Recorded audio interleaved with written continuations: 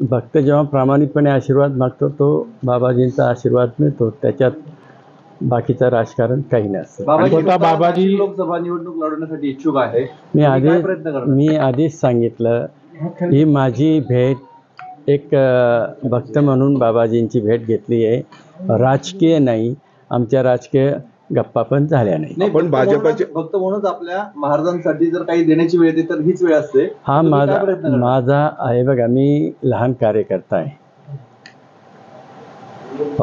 व हे जे काही निर्णय जे उत्तर तुम्हाला अपेक्षित आहे हे माझ्यासारखा लहान कार्यकर्ता नाही देणार. आमच्या नेत्यांना हा प्रश्न विचारा. पण आपण नेत्यांच्या कानावर घालणार काय प्रयत्न करणार आम्ही ते हे बघा, हा प्रश्न मी आधीच सांगितलं राजकीय नाही आहे आणि ते माझ्या अखत्यारीतलं नाही आहे. माझा प्रयत्न करणं हा विशेष नाही.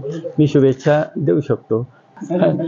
धुळे लोकसभा मतदारसंघामध्ये माझं नाव अधिकृत उमेदवार म्हणून जाहीर झालेलं आहे. नाही आम्ही नाशिकच्या संदर्भात बोलतोय. नाशिकचा माझा विषय नाही आहे. महायुतीच्या जागांचा तिढा नेते मंडळी सक्षमपणे सोडवतीलच. बाबाजी निवडणूक लढवण्याची घोषणा त्यांनी केलेली आहे. अशा परिस्थितीत मदत म्हणून आपण वरिष्ठांकडे त्या संदर्भात काही बोलणार आहात किंवा हे बघा, मी एवढा मोठा नाही तुमच्या समोर या सगळ्या गोष्टी सांगायला. मी एक सामान्य कार्यकर्ता आहे. मला दायित्व दिलं आहे, मला उमेदवारी दिलेली आहे, मी माझ्या कामाला लागलेलो आहे. उद्या आपण मतदारसंघातले आल्या असतात आपल्यालाही भेटायला आलो असतो.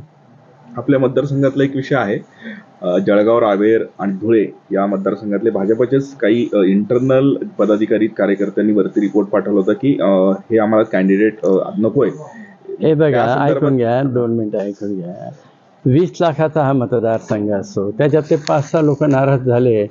हा पक्षाचा विषय असो. आज नाराज आहे, उद्या ते कामाला लागतील. पक्ष भाजप हा जगातला 1 नंबरचा पक्ष आहे आणि इच्छुक अनेक असतात. जोपर्यंत मिळत नाही तोपर्यंत सगळेजण प्रयत्न करतात, पण एकाला दिलं गेलं तर सगळे पक्षशिस्त मानणारे त्या कामाला लागतात. आतापर्यंत नेहमी आमचे भक्त परिवार जे आमच्या विचाराचे असतील त्याप्रमाणे त्यांना ते त्यांच्या पाठीशी राहत असतात.